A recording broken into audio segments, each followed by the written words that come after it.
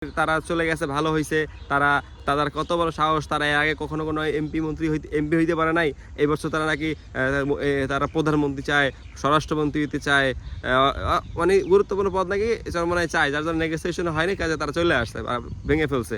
দেখতে পেলাম জামাতে ইসলামের পক্ষ থেকে বরিশাল 5 আসনের মনোনয়ন তারা প্রত্যাহার করেছে। তারা বলেছে যে চরমোনাই পীর সাহেব নায়েবে আমির তার সম্মানে সেই আসনটি থেকে তারা প্রার্থীটা তুলে নিয়েছে। তাহলে সেটা জামাত ইসলাম এত দেরি করলো কেন, বা তাদের নতুন প্ল্যান কি, এই আর কিছু ব্যাপার নিয়ে আজকে আমি খুব সংক্ষেপে কয়েকটি কথা বলবো। কথাগুলো আসলে এইভাবে বলা আমি বলতে চাচ্ছিলাম না, কিন্তু এটা না বললে আসলে আপনারা অনেকেই আছেন যারা বিভ্রান্ত হবেন। আসলে দেখেন, যখন এই আসন সমঝোতা নিয়ে তাদের মধ্যে মিটিং হয়েছে বা দফায় দফায় বৈঠক হয়েছে, অনেক বৈঠকের ডেট তারা জামাত ইসলামের পক্ষ থেকে তারা পিছানো হয়েছে। তো সেই বৈঠকে কিন্তু বরিশাল 5 আসন তারা কোনোভাবেই দিতে রাজি ছিলেন না। এবং তাদের যে এখানের যে মোয়াজ্জেম হোসেন হেলাল, তিনি যে বরিশাল 5 আসনের যিনি সংসদ সদস্য পদপ্রার্থী ছিল জামাত ইসলামের পক্ষ থেকে, তিনি খুবই আত্মবিশ্বাসের সাথে বলেছিলেন যে এই আসন আমাদের, বা আমাদের বাড়ি এখানে, আর অনেক কথাবার্তা তিনি বলেছিলেন। এখানে তারা স্থানীয় অনেক কথা, যে এখানে জামাত ইসলামের পক্ষ থেকে এটা তারাই নির্বাচন করবে। হ্যাঁ, অতএব আমরা কাজ করে যাচ্ছি, আমাদের বিভ্রান্ত না হওয়া উচিত, এরকম বলেছেন। এবং চরমোনাইয়ের যিনি নায়েবে আমির মুফতি ফয়জুল করিম, তিনি বলেছিলেন যে যে আমাদেরও এখানে বাপদাদা, আমাদের সম্পত্তি এখানে, তা আমাদের আমিরের সিট যদি আমির না পায় তাহলে সেটা কিসের সমঝোতা বা কিসের এই কথাগুলো কিন্তু আমরা দুই পক্ষের পক্ষ থেকেই শুনতেছিলাম। এবং চরমোনাই বা ইসলামী আন্দোলনের পক্ষ থেকে এই আসনটি নিয়ে বহুত অভিযোগও ছিল। হ্যাঁ, আমি মনে করি যে এই আসন বা সমঝোতা জোট এটা ভেঙে যাওয়ার আরেকটি মানে মূল কারণ হচ্ছে এই বরিশাল 5 আসন। এই বরিশাল 5 আসন তারা জামাত ইসলাম কোনোভাবেই এরা ছাড়তে রাজি ছিল না। কারণ ওখানে যিনি দাঁড়িয়েছে তিনি হচ্ছে জামাত ইসলামের যিনি সেক্রেটারি, তার সহকারী সেক্রেটারি।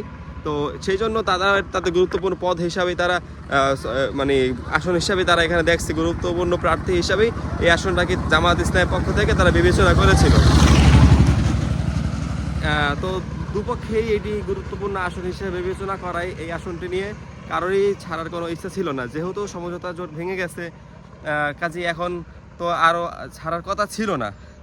ভাই, রাজনীতিতে আমি যাই বলি না কেন, এই সমস্ত সম্মানের সহিত বা কি সহিত, এটা পাবলিকলি বললেও আসলে এটার ভিতরে থাকে কিন্তু অন্য কোনো মাকসাদ, এটার ভিতরে অন্য কোনো নেগোসিয়েশন থাকে অবশ্যই।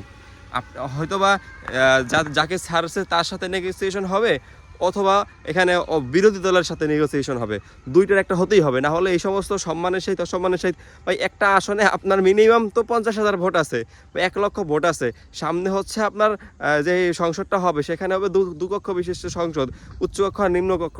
উচ্চকক্ষটা হবে এমন সংসদ যেখানে আপনি নিম্নকক্ষ থেকে যত আইনই করেন, উচ্চকক্ষে মিনিমাম 3 মাস উচ্চকক্ষে সেই আইনটা ঝুলে থাকবে। যদি উচ্চকক্ষের যে 100 জন মেম্বার তারা যদি সেই আইনকে পরিবর্তন বা এখান থেকে কারেকশন করতে চায় করতে পারবে, অথবা 3 মাস পরে সেটি আইনটি বাস্তবায়ন হবে। তাহলে আমরা দেখতে পাচ্ছি যে নিম্নকক্ষ সরকার গঠনের জন্য খুবই গুরুত্বপূর্ণ ভূমিকা পালন করবে, কিন্তু আইন প্রণয়নের ক্ষেত্রে উচ্চকক্ষ খুবই গুরুত্বপূর্ণ ভূমিকা পালন করবে। আর সেখানে সেই উচ্চকক্ষ হবেই হচ্ছে আপনার ওই যে সংখ্যানুপাতিক হারে যে আপনার ভোটকাস্টার পার্সেন্ট অনুযায়ী সেখানে মেম্বার দিতে পারবেন। তাহলে আপনার সেই একটা আসনে যদি আপনি মিনিমাম যদি 50,000 বা 1 লক্ষ ভোটও থেকে থাকে, সেই আসনটা আপনি আরেকজনের সম্মানে ছেড়ে দেবেন, মানে এটা রাজনীতি ফাজলামি, এটা একটা প্রতারণা, জনগণের সাথে কথাটা এটা প্রতারণা। তো আমি মনে করি যে এখানে দুইটা হইতে পারে। যেহেতু এখন চরমোনাইয়ের সাথে ওনাদের সম্পর্কটা কী হয়ে গেছে সবাই জানেন। নেতৃবৃন্দ পর্যায়ে আপনার সম্মানের খাতিরে তারা সুন্দর ব্যবহার করলেও অ্যাক্টিভিস্টরা একে অপরের বিরুদ্ধে প্রচুর কাদা ছড়াছড়ি, এবং সমাজে বা রাস্তাঘাটে জামাত ইসলাম অনেক কথা ফুলঝুরি ছড়িয়ে দিয়েছে, কথা কিন্তু মার্কেটে ছেড়ে দেওয়া হয়েছে। আমি গ্রামে আসছি, আমাকে ডেকে অনেকেই বলছে যে ভাই চরমোনাইয়ের তারা চলে গেছে ভালো হয়েছে, তাদের কত বড় সাহস, তারা এর আগে কখনো কোনো এমপি হইতে পারে নাই। এই বছর তারা নাকি তারা প্রধানমন্ত্রী চায়, স্বরাষ্ট্রমন্ত্রী হইতে চায়, মানে গুরুত্বপূর্ণ পদ নাকি চরমোনাই চায়, যার জন্য নেগোসিয়েশন হয়নি, কাজে তারা চলে আসছে, ভেঙে ফেলছে। এরকম অনেক কথা ভাই, 4 দোকানে 4 স্টলে ঢুকেন পাবেন, কিন্তু চরমোনাইয়ের কারোর পাবেন না যে সমস্ত কথা তারা বলতেছে। বলা হয়েছে তারাকে নিষেধ করে এই সমস্ত কথা যাতে না বলে। সমাজে আমরা এতদিন ছিলাম, একসাথে ছিলাম, কারো প্রতি জন্য কাদা চলছে, একদম নিম্ন শ্রেণী থেকে শুরু করে উচ্চ শ্রেণী সবাই কিন্তু এই সমস্ত কথা বলে। বাট আমাকেও দেখবেন না যে আমি কখনো তাদের নিয়ে তারা কেন জেলো না। কিন্তু হ্যাঁ, এখন একটা কথা বলবো, সেটা হচ্ছে এই যে মোয়াজ্জেম হোসেন হেলাল, যিনি এখান থেকে তার আসনটাকে তারা ছেড়ে দিছে, এইখানে একটা হইতে পারে যে তারা বিএনপির সাথে নেগোসিয়েশন করেছে ইসলামী আন্দোলনের প্রধানকে তারা হয়তো বা এখানে জিততে দিবেন, এরকম কোনো একটা সম্ভাবনা হইতে পারে। কারণ সেখানে আপনি যদি ছাড়তেন তাহলে আগেই ছাড়তেন, কেন এত পরে? এখন ছাড়ার মানে হচ্ছে তার তো মাঠ মোটামুটি আলহামদুলিল্লাহ এখানে ক্লিয়ার।